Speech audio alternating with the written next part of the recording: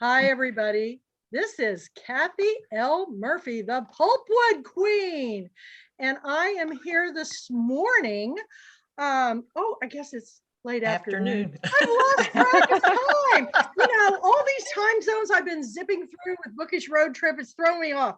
But I'm here to tell you that we are going to travel all over the country with Bookish Road Trips. And I've got my tourist, emblem, my camera ready, and my passport. So I'm going to take this off for now, so I will be ready to go. And I want to introduce Mary Sheriff, who started the Bookish Road Trip, and now she's got all these authors on board, and they're all going to be featured today, who are helping facilitate this wonderful Facebook group. So, Mary, do you want to go ahead and begin? I'm going to put you on speaker view.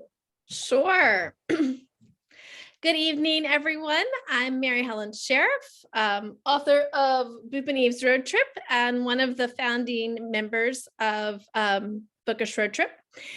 And I have with me several of my co-admins. So Bookish Road Trip started as a Facebook group, and it's a lot of other things now. And so I'm hoping over the next hour, we can tell you a little bit about our books and also tell you about some of the different features that Bookish Road Trip has in addition to the Facebook group. And maybe for those of you who are writers, some ideas about how you might partner with us and some opportunities that might be available for you. And so I'm just gonna go through, and we're gonna have each the tour. We call ourselves tour guides instead of admins, because it's a road trip. And so I'm gonna go through and introduce my co-tour guides, and each of them is gonna tell you about their book and a little bit about Bookish Road Trip. So I'm gonna start with Grace Sammon. Grace is the Bookish Road Trip membership chair. And she's been especially busy this month because we're hosting a membership drive. And so those of you who are already members have probably seen her posting about that. Grace is also the head of the Author Talk Network, which I'm sure she would love to talk to you about at another time. And she's also a podcaster.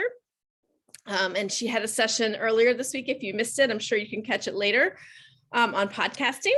And her podcast is called The Storytellers. And today I'm going to ask her to tell us a little bit about her book, her debut novel, which is not her first book because she's got several nonfiction books out there too, but her first novel. And it's called The Eves. And Grace, can you start us off and tell us a quick summary of what your book is about? Thanks, Mary, and thanks, Kathy and Mandy. It's great to be here. This is my debut novel. And before I go there, though, Mary, it is membership month, and I would be horribly remiss if not inviting everybody here and everybody who listens to join us over on Bookish Road Trip. We're growing really quickly, and I'd love to welcome you as members. So that's my plug for Bookish Road Trip membership. The Eves is my fourth book. It is the story about the psychologically complex Jessica Barnett, who has lost her way in her ambition, but she has not lost her love of vodka or the fact that she lies through life. She meets a group of diverse, determined, and sometimes ditzy old women who begin to tell her their oral histories. And when their stories are told, everybody changes. Their story changes, Jessica's story changes. It takes place largely in Washington, D.C. and the beautiful countryside of Maryland. There's side trips to Tanzania and a side trip to Norway. It's very plot twisty. There's 3 big plot twists that are very, very unexpected. People cry, they laugh, and it's just been a remarkable journey. I'm incredibly honored that Mandy and Kathy picked it as a bonus book for July. So I'm in incredibly good company and incredibly thrilled to share it. It's got a book trailer. There's tons of things on my website. For example, book club guides, recipes, things like that. Thank you so much, Grace. I know I really enjoyed reading your book, and the setting in particular was, I think, my favorite part of it. Just a neat home for a bunch of older folks and a cool farm atmosphere, and it was really nice. Grace, because you're membership chair, I'm going to task you with kind of telling everyone a little bit about the Facebook group, because that's where Bookish Road Trip started. The Facebook group is probably where I'm most at home, because probably my age group, and that's just tends to be where I find my happy place. That's where I found Kathy L. Murphy and the Pulpwood Queens. So our Facebook group has an array of programming. We have just under 3,000 members at the moment. We're not even 2 years old yet. And we do monthly programming that is very engaging. We have regular posts every day. We have coffee cups, and we have travel, and we have ways that authors, and I encourage every author here, every Friday you can post about yourself and what you're doing. So it's a nice, concise way to follow people on Facebook. I always told Mary and the other founders, the reason I liked it is it's a tidy place. I don't get very distracted. We know where we're going. So tonight, Melissa is hosting an Author Take the Wheel interview. We do that once a month. We have a once a month book club with Barb Conrey. And Mary's hosting a panel next week, which is incredibly exciting to all of us. It's going to be how do books go from books to the small and large screen. So I'm looking forward to that, because like many of you, I've got my fingers crossed that that's going to happen for me someday. And there are just many different events that we do each and every week and each and every month. Those are the ones that stick out. Oh, we're doing a brand new one that I'm really excited about. We're doing playlists. So as we engage different audiences, authors can post their playlists once a month if they happen to have music themes, but we also have podcasters who can post their podcasts once a month. Any way that we're communicating with readers, we can now have a venue for that once a month to post. Thanks, Grace. Nice summary. The next person I'd like to introduce is Libby, and Libby is driving while she's about to be on this panel. I'm so sorry. A Oh, dentist appointment ran late. Life happens, doesn't it? Yes, indeed. So Libby is one of the founding tour guides of Bookish Road Trip. And Libby, can you tell us about your first? Libby has 2 novels out. One is Susannah's Midnight Ride, and the other is Dolly Madison and the War of 1812. And tonight she's going to tell us a little bit about Susannah's Midnight Ride, which was her first novel. Yes, Susannah's Midnight Ride is an upper middle grade historical novel, and it's based on a true story where I basically stumbled onto a descendant of Susannah Bowling's when I was at a funeral, and he told me the story. And I was very skeptical because I'm a Yankee. I was born in Boston, and I grew up hearing about Paul Revere. And the story about Susannah was quite remarkable. And I found it very just surprising, at the very least, that if this story was true, that it never made its way into the history books. So I started to research it, thinking I would disprove it or find no information. And I actually found that it was a true story. So then I was really onto something big. And at the start of the book, I really wasn't much of a historian at all. And I really fell in love with history. So it's a coming of age novel, and in a lot of ways, but it's very historically accurate. And I try to focus on the role of women during the Revolutionary War, petticoat patriots, as they were called. So it was just very rewarding and inspiring to learn about these women and the sacrifices they made. And once I published the novel, I also wrote a resolution, which I submitted to the General Assembly, which they passed, making Susannah Bowling Day on December 5th, which is her birthday. So that's a really neat thing. And so it's turned out wonderfully, because it's actually resonated really well with young people and old people. So before the pandemic, I did a lot of school author visits, but I've done lots of talks with historical societies and museums and retirement homes. So it's been really a wonderful journey. And I'm very thankful that someone once told me that story at a funeral. So huzzah, as they would say back then. And then your next book, the one that came out this past August, also focuses on a historical woman, Dolly Madison. You want to give us a quick rundown of what that book is about, besides the obvious? It is in the same genre and geared to the same age group.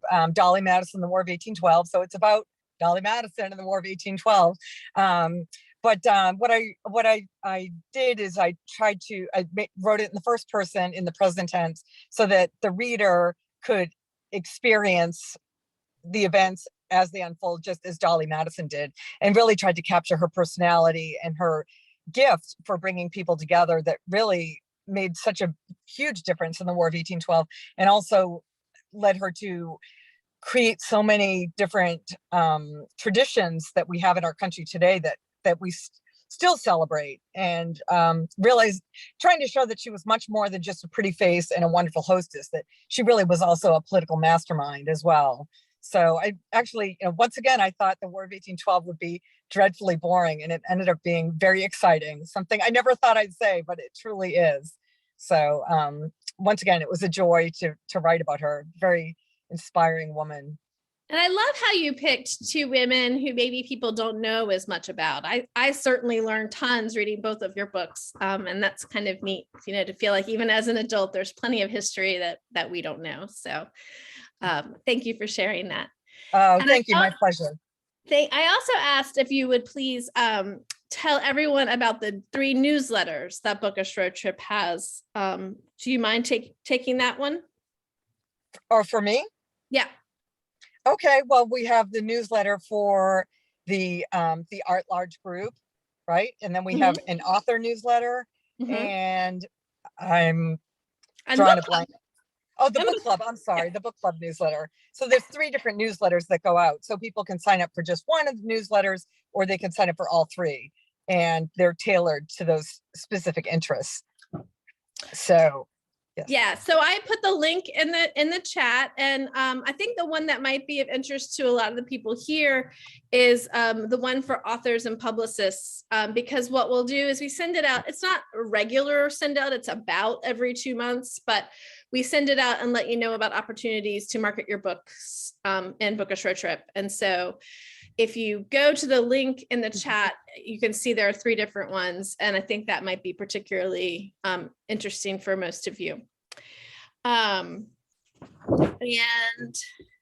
next, I would like to introduce Julie Valerie. Julie is also one of the founding tour guides of Bookish Road Trip, and she does lots of things, but the thing that she is probably most famous for in Bookish Road Trip are her beautiful graphics. She is quite a talented graphic designer, and we are so lucky to have her doing that. But she's going to tell you about a couple other things she has going on in Bookish Road Trip in just a minute. But start us off, Julie. Julie is writing the series, and it has 2 books out at the time. As of right now. It's a Village of Prim series. Can you tell us a little bit about the series and the 2 books inside of it? Yes, sure. Thank you so much, Mary. And nice to see everybody tonight. If this, there's a peacock at the center of the village that I write about. So I got a very special order tiara just for you, Kathy, with some peacock feathers. And I also wanted to show you, but I thought it might be a little over the top to wear with a shirt, but there's a really pretty necklace that I found that has a pretty peacock. The name of the series that I'm writing is the Village of Prim series, and the tagline the publisher developed for the series is Secrets, Mystery, and the Pursuit of Perfection. And right now it has 2 books in it, Holly Banks Full of Angst, which is available through Lake Union Publishing. It's available in all formats, so you can get it paperback, ebook, you can listen to it on Audible, you can get it from your library. That is book 1, where you meet the main character, Holly Banks. And then in book 2, The Peculiar Fate of Holly Banks, we see her story continue on. This is kind of an aftermath book after the events of the first book, but you do not need to read them in order if you don't want to make that kind of a commitment. You can read them out of order, but if you were, book 2 does follow the events of book 1. So there's a couple spoilers, but not enough that it will completely mess up your reading experience if you hop right into book 2. Book 1 is a more humorous book. It is about, it was billed as a debut novel, perfect for anyone who's trying to live the perfect life and learning the hard way. There's no such thing. We have Holly Banks, who has just moved to the village of Prim, which is a very quirky little village with a lot of established hierarchies and ways of doing things. And so she is trying to fit into a new place. She is experiencing a milestone in her only child's life. Her 5-year-old daughter, Ella, is starting school at Prim Academy, but it's also a time in Holly's life when she was a 5-year-old girl where her own parents were going through some difficult times in their marriage and in their family life. And so she is in a new village. Her daughter is going to school for the first time. Holly's exploring what she wants to do with herself now that her daughter's going to school all day. She had been with her full time at home, and now she's exploring her prospects in terms of her career. But it is also triggering a lot of memories from Holly's own life when Holly was a 5-year-old girl, the same age as her daughter. Her eccentric mother comes to town, and everything unfolds. Holly is a film school graduate, so when you read this book, it is not told simply through paragraphs. There is or just through straight writing. There are emails and text messages. There are enclave alerts that are written by the local realtor. There's a recipe spelled backwards. So there's different kind of mixed media in the writing of the book. Likewise, by the time we get to book number 2, where we start to see Holly step out and try to do some things for herself and reclaim some of her love of film and take steps out into the world on with Ella having gone into school.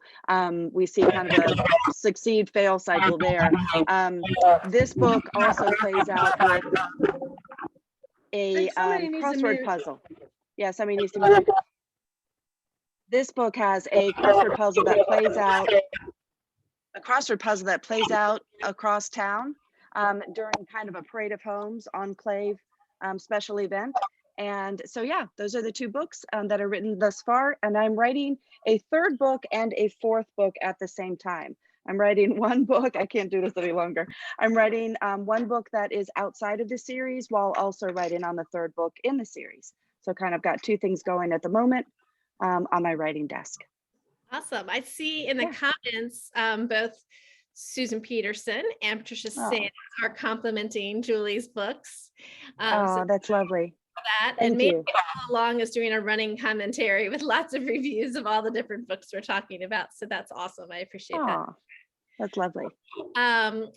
Julie, I know I can say, like, when I read your books as a person who is a mom and sometimes struggles at looking at what all the other moms are doing and feeling less than, I really related to the character of Holly and that feeling of like, am I ever going to be good enough?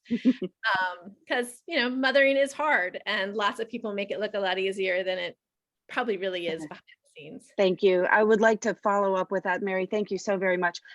Motherhood is a high stakes game. You love your family, you love your children, and you want to do everything the best possible way that you can. You get this feeling that you're going to completely mess things up with the slightest little snafu in your child's day. So the stakes are very high for characters when they are mothers and they're approaching modern motherhood. There's many more demands on modern mothers.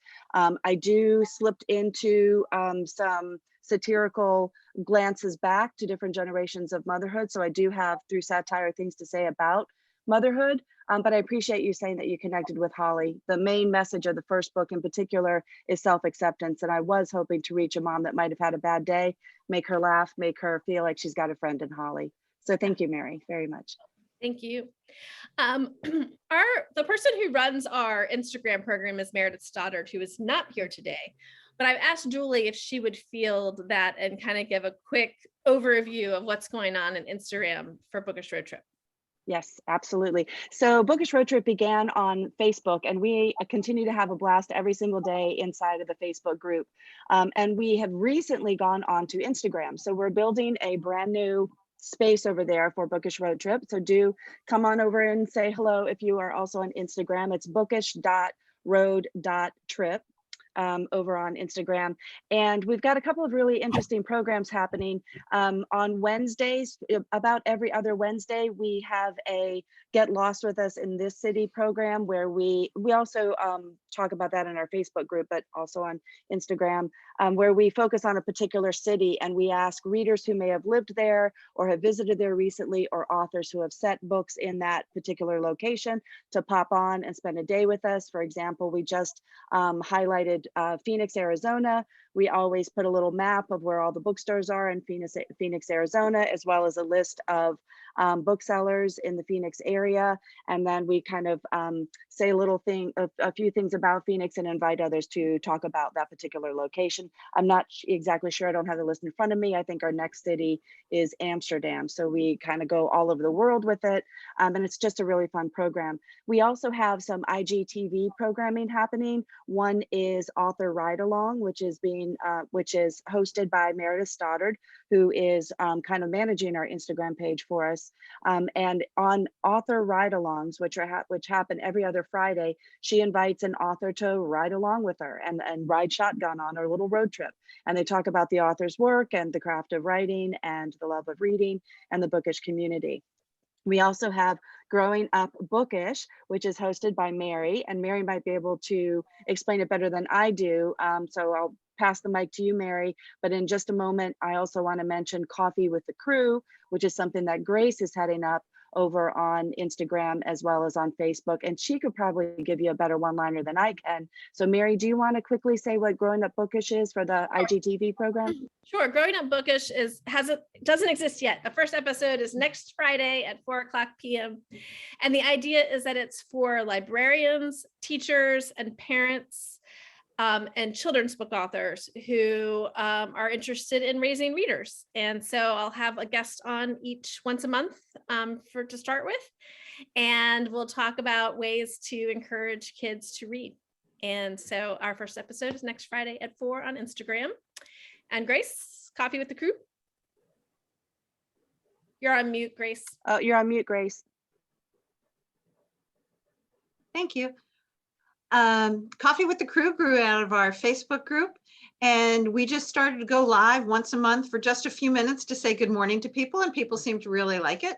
So we're migrating over to Instagram on the last Tuesday of every month. It'll be Barbara Conrey, myself, and Linda Rosen, who's not with us tonight, and she's taking over some of our newsletter work from Libby.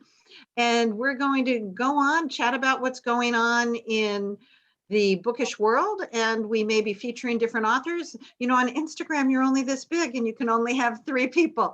So we're going to start playing around with that, but basically it'll just be a fun way to say good morning and have a little coffee and chat together. Thank you. And Mary, before we hop off of Instagram, I wanted to mention we have just launched a reading challenge that is happening everywhere within the Bookish Road Trip community. And if you want to learn more about that, that is on our website at bookishroadtrip.com. Yes, thank you, Julie. I had forgotten to ask you about that. So I'm glad you That's okay.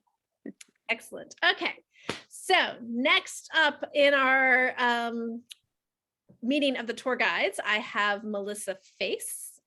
Melissa is also one of our founding tour guides, and she is the author of I Love You More Than Coffee, which is a book of essays about parenthood that is both sweet and funny and real. So I think it's nice to be able to balance all 3 of those things. So Melissa, tell everyone a little bit about your collection. Sure, thank you. You all set me up so nicely with talking about coffee and then relating to Holly Banks and her pursuit of perfection. But Holly, I didn't try. I didn't try to be perfect, and I wasn't worried about that. This is my collection. It is a collection of essays written in real time. So this whole project took about 10 years if you look at the individual essays that way. But that's a different story in terms of publication. But anyway, it begins with me first finding out that I am pregnant with my son, and it ends with me sending my daughter to school for the first time. And there is a mix, I think, of humor and some heartfelt moments, but for the most part, I want to think that it's authentic. I think that it helped that I was writing it in real time in order to achieve that authenticity. I don't know that I would have had the same effect if I tried to recall a lot of those events from early motherhood days. There's a lot that we forget, and I think that nature does that to us on purpose so that we might have an additional child or 2, right? But, writing these essays, initially it was my way of coping with being a new mom. Writing is how I've coped with every part of my life thus far. And I don't know what requires more coping mechanisms than being a brand new mom. You know, all of the other years, right? All the other years that come after it, because the stresses don't go away, they just morph. They just change into a new stress that you experience. So the time that I thought my child embarrassing me in public by commenting that someone's teeth looked like a jack-o'-lantern, I thought that was the zenith, you know, I thought that was the point. I can never be more embarrassed than that. And then my daughter starts preschool and tells the new director that her goal for the year is to wipe her own bottom. And I'm like, this is my life. This is it. So I'm going to just embrace it and love it. And that's essentially what I have here and what I think is packaged in a pretty cute little way. It makes a nice gift book. It is also really nice for those who want to travel down memory lane, because there are probably some things that moms have forgotten, and this might be the reminder that makes you laugh, not the scary reminders, right? But the ones that make you laugh. The title of my collection is the one thing I cannot take credit for, because that came from my daughter. She was 3.5 at the time, and she actually asked me if I liked her more than coffee. She started with some other items. She started with candy, and I said, of course I like you more than candy. And then she moved to cookies. Yes, Delaney, I like you more than cookies. What about coffee? And I got really serious and really sarcastic and said, you're not going to make me choose, are you? And then I was like, oh, that is so fun for a title. And I'm seeing it everywhere now, not because of my book. I'm seeing that line everywhere now.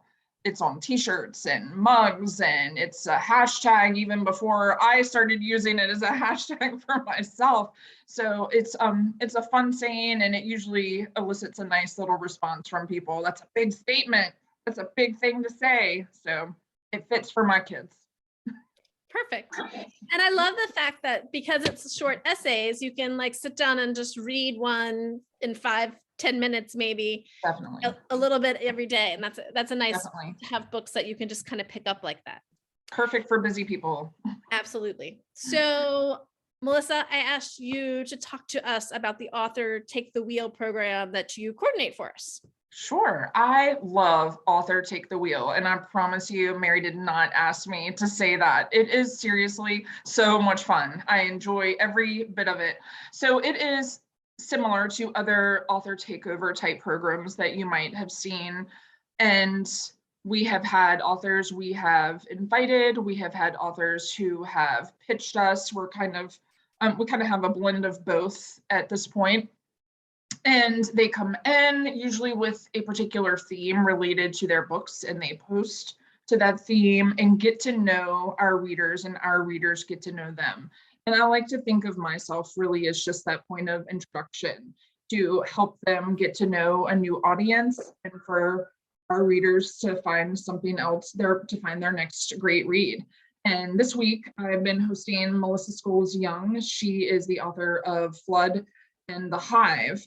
And I actually get to interview her later this evening. And I just enjoy every bit of it, of helping her, be her best self. And when she's meeting readers on Facebook, and that's where we do ours. I probably should have mentioned that, but our live events are through Facebook, and you can see them anytime we're having one if you join our group. Yep. Excellent. Thank you, Melissa. Sure, thank you. And we have Barbara Conrey. Where are you, Barbara, on the screen? I'm right Here you here. are. Yeah. Barbara is the author of Nowhere Near Goodbye. And she's one of our newer additions to the Bookish Road Trip Leadership Tour Guide team. Barbara, can you start and tell us a little bit about your book? I can. First, I have to say, I just noticed that you can't see my tiara with all my gray hair. I'm wearing a tiara, but the gray hair, that tells you a lot. I'm with this group who is mostly young, not talking about you, Grace, mostly young people. And here I am with the gray hair. At least Grace has brown hair. Here's my book. Nowhere Near Goodbye. It is my very first book that I've ever written. There are none in drawers. There are none stuck in the back of the closet. It was my dream to always write a book. I have been so blessed. And I started out doing everything wrong. I thought I would just sit down and tell a story, and my story would become a book. And that's not at all the way it turned out to work. And in fact, some of my very first readers, who were also very first good friends, said, maybe you need to find something else to do. So I thought, no, I'm going to write this book. And I started taking classes. And one of the best things I ever did was join Women's Fiction Writers Association. And many of their authors became friends and helped me. And it was wonderful. None of this is telling you anything about Nowhere Near Goodbye, though. So I will tell you why I wrote the book. I wrote it because I was angry. I wrote it because I watched a good friend of mine lose her grandchild through glioblastoma. If any of you are familiar with that, it's a brain tumor, it's incurable. It mostly strikes middle-aged men.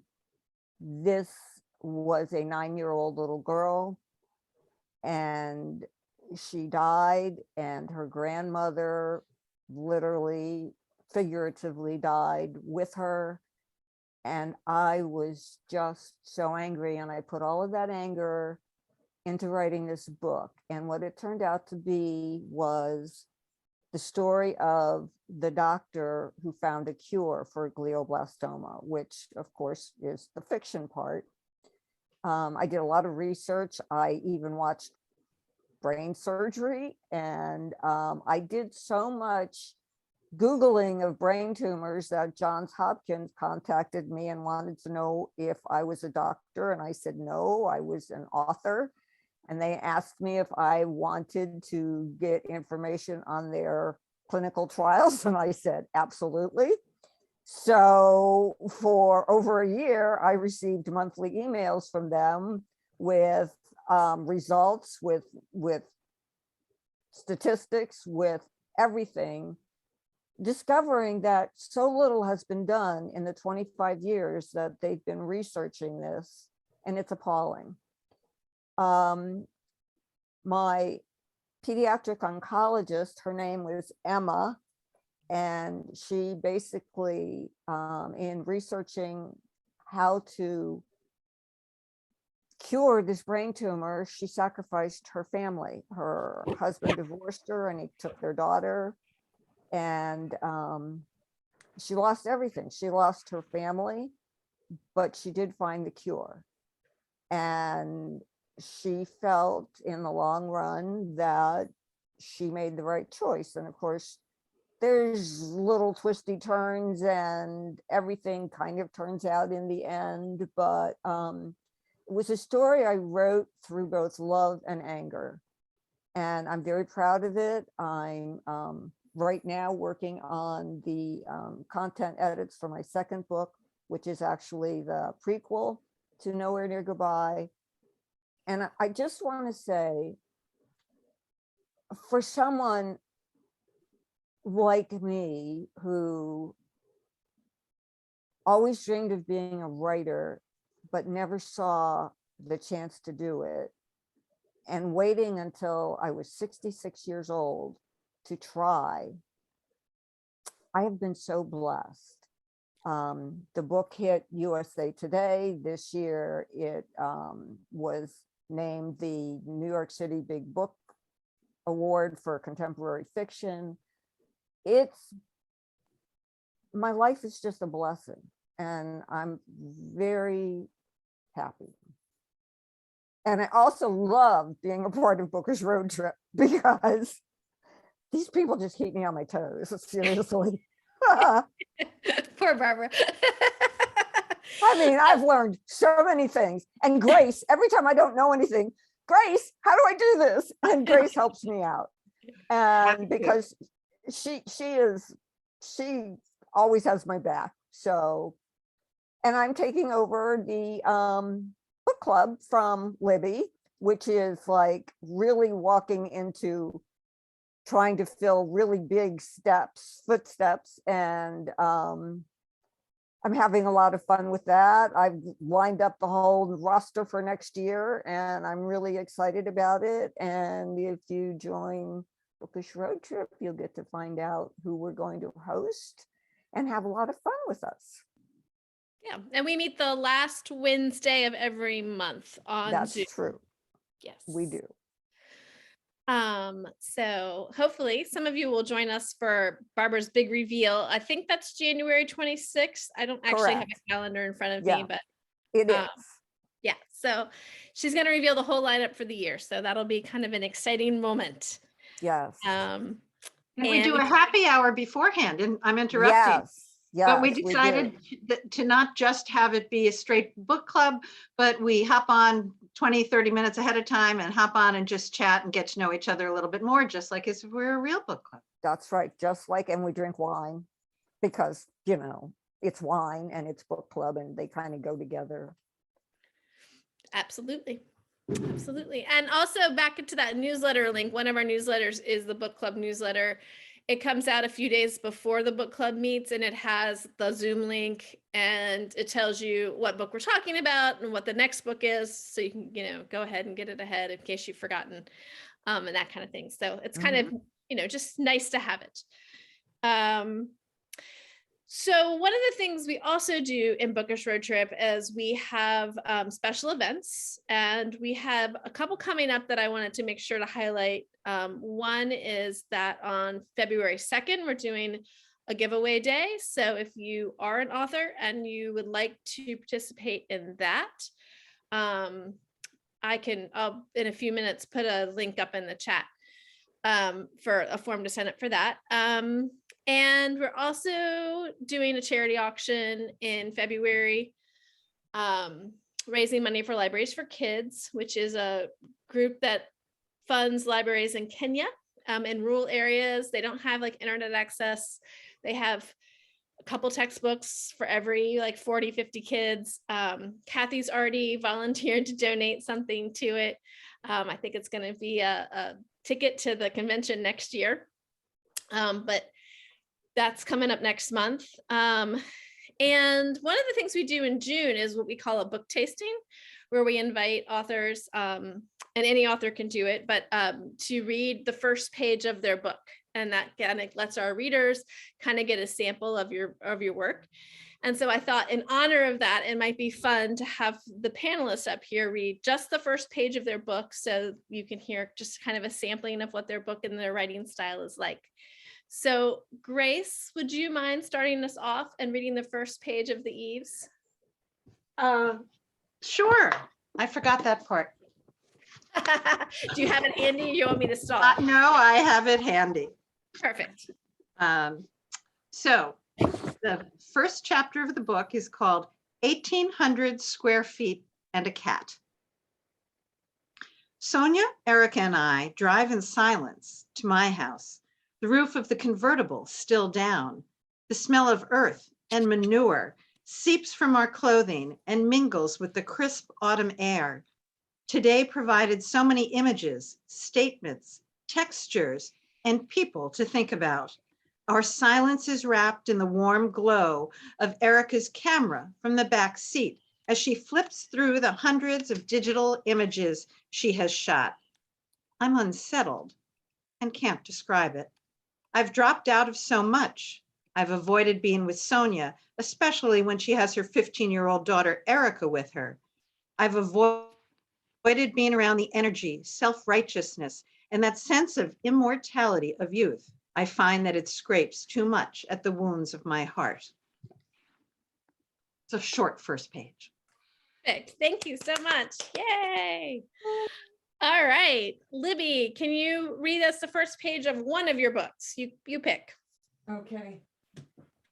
Let's see. All righty.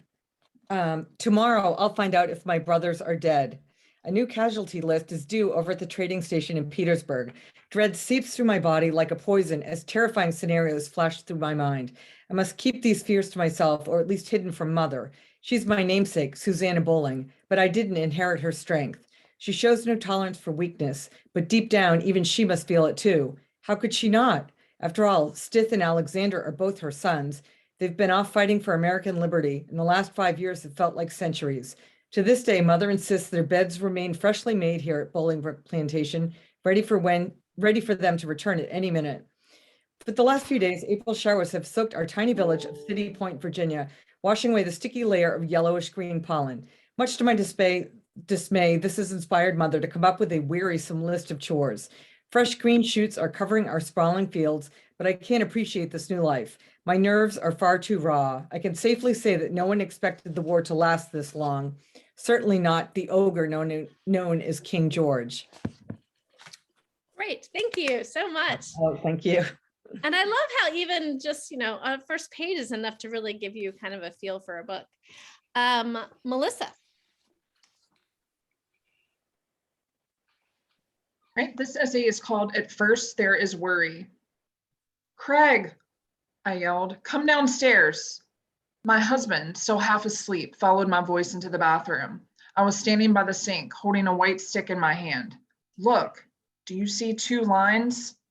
Yes. Really? You definitely see 2? 2 lines, for sure, Craig confirmed. He smiled, kissed my forehead, and returned to bed. I hopped in the shower and prepared for my day. I felt giddy. I wanted to run outside and tell everyone in my neighborhood, I'm pregnant. I'm finally going to have a baby. That's what I wanted to do. But the calmer, smaller, more rational version of myself decided to wait out the next 3 months without making any major announcements. I knew it would be difficult to keep quiet, but it was the right thing to do. Other than the positive test, my first sign of pregnancy was fatigue.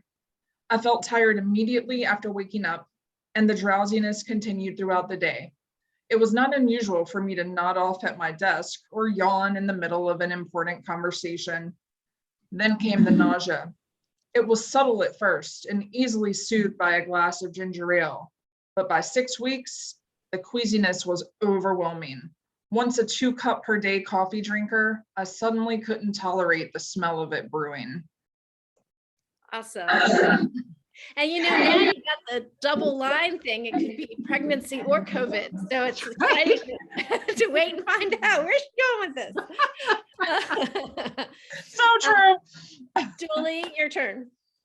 Okay, I'm going to go a little bit further from the first page. The first page opens as part of a screenplay. So I'm going to go a little bit further into the story where Holly's been coloring with her daughter, Ella. A lot of what you're about to hear took place earlier in the book, and will make a little bit more sense if you're in the middle of reading it. But I'll begin quickly with, I'm sorry you feel that way, she said to Jack. But really, Holly was talking to herself. I'm sorry you feel that way, she said to the little girl inside her. The little girl stuck in kindergarten, stuck in that place, in that time. I'm sorry you feel that way because you were 5. You should have been playing, carefree, not pensive because someone smashed your woebegone like a marshmallow or a bug. You should have danced, been silly. Your portal should have been vibrant and happy, like a fistful of crayons labeled parakeet blue, pink rocket pop, marmalade, and limoncello yellow, not gray, not rocky slope. The walls of your portal shouldn't have been seaweed or shadow flint. You deserved happy. You deserved cloud-like, puffy, and cotton. I'm sorry it was Arcus clouds and an ominous chaos, the fear you might suffocate beneath dark skies looming above, pressing down. You never had a chance. You were small and fragile, soft cheeks, hopeful eyes that looked up. Inside, it was always small, child, and fragile. That feeling Holly had, that burden she carried, its name was angst, an Arcus cloud from a long ago sky. Beautiful. Thank you so much, Julie. And Barbara, will you finish off our little readings? Sure. The first page of my book is actually the prologue of the child who died talking from heaven. My headaches went from not a big deal to the size of Montana. Then my eyesight took a hit. then my stomach and my equilibrium. And equilibrium, for those of you who need it explained, was a word meaning balance. I was unable to stand on my own 2 feet without tripping over them.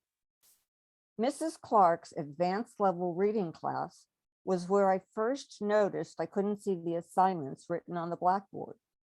No matter how many times I squeezed my eyes shut, hoping that when I opened them again, I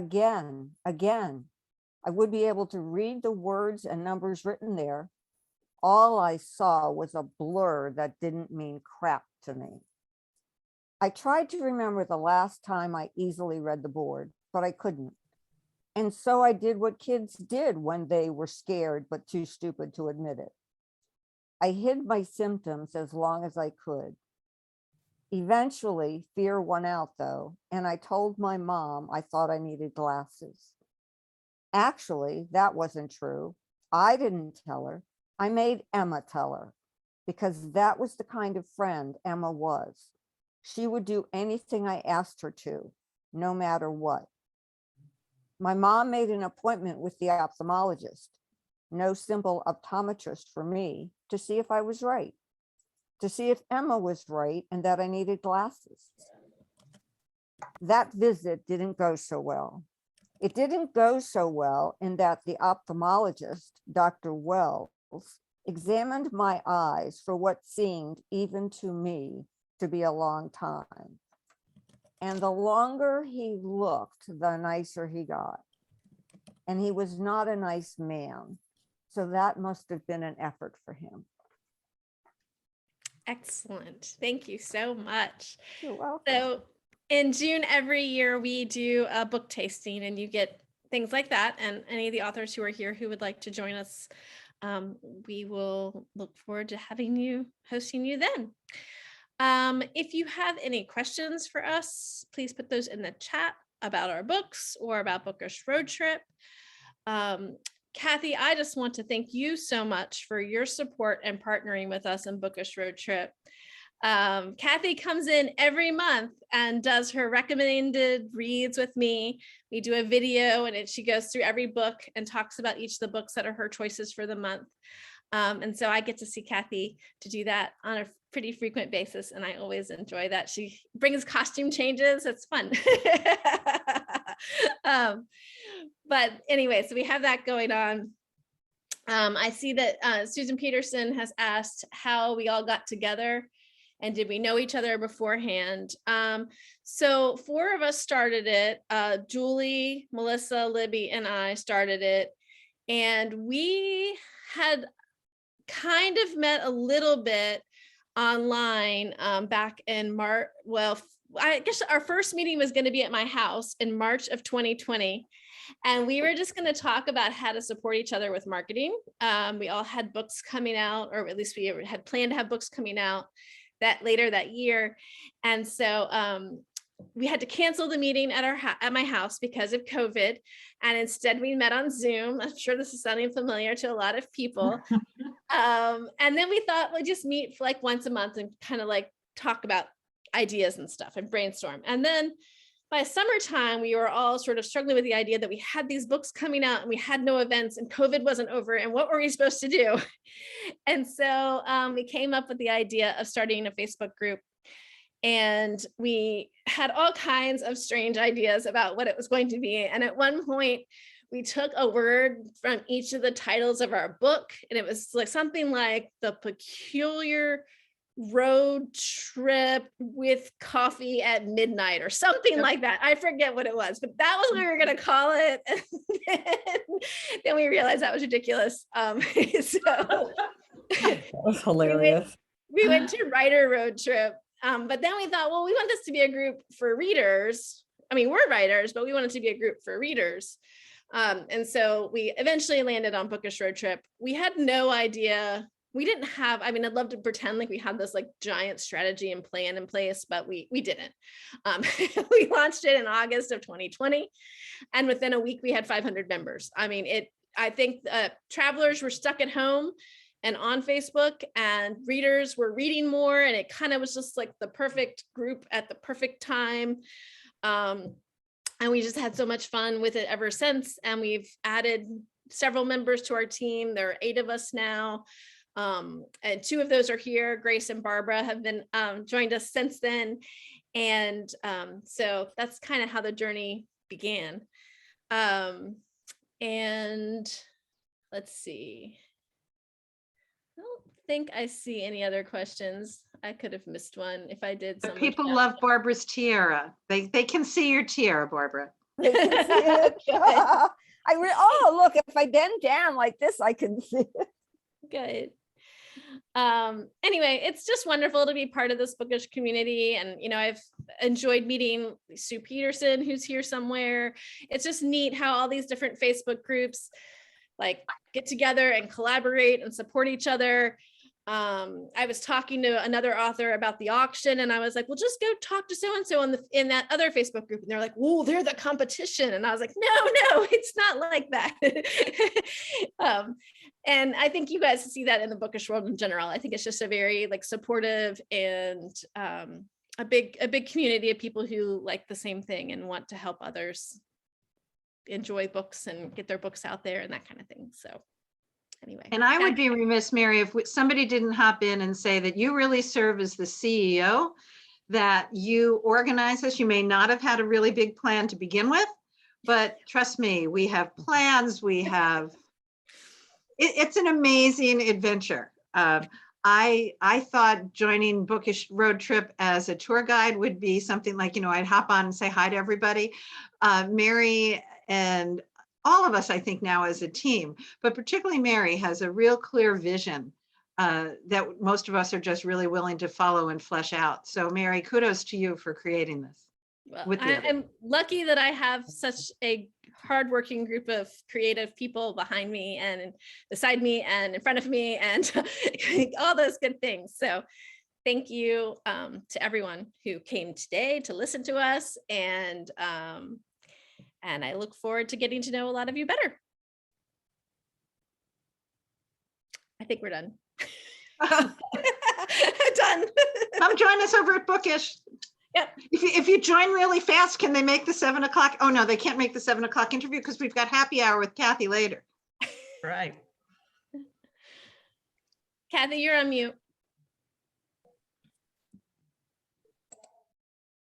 Kathy, you're still on mute. Where is she? I'm right here. There you are. I just wanted to make an announcement, or Mandy, why don't you announce it? You just put it up on our chat thing about our Pat Conroy Fundraiser, our annual fundraiser that we do every year. We're up to how much? Last $1,895. Woo! Brava, brava. And thank you to all the authors that are being featured at this weekend for donating a autographed item. If you have not done so, we ask all the authors to do that. You can always make a monetary donation. This is our annual fundraiser, and it actually helps fund the Pat Conroy Book Club convention that's every fall. So we've been doing this. We're way down compared to what we usually have. Yeah, we usually it's somewhere between 4,000 to 7,000. So we're really down this year. And so bid. And we want to help this organization because this is our big fundraiser that we've been doing for 22 years. So Wow. Thank you everyone for coming. Tonight we're going to have our happy hour. And for all of you authors that haven't been featured on a panel, this is your time to do a reading from your book or share a story. Our readers, they say they love hearing you guys read from your books. So we hope. Anything else, Mandy, we want to announce that is happening tonight? Because this is our social hour. That's it. Just come and get ready to mingle. We're going to see if we can get all the readers that were signed up. Let them remind them that to be there. Yeah, readers, we want you there. And Paul just sent me an email, who is my webmaster, that we have a big announcement that he's going to be making tonight. And we have surprises at all these happy hours. So we got a really big surprise tonight. You're going to want to be there. So tomorrow morning, we'll be starting out bright and early. with Revis, who is him and his New York Times bestselling authors are going to be on board to kick off our day. So thank you all for joining us, and we'll see you all tonight for Bring Your Favorite Beverage. We'll see you soon. Bye, everyone. Thank you so much. Bye-bye. for Thank being you. here. Thank Bye-bye. you. Everyone, thank Thank you. Bye, everybody. Thank you so very much.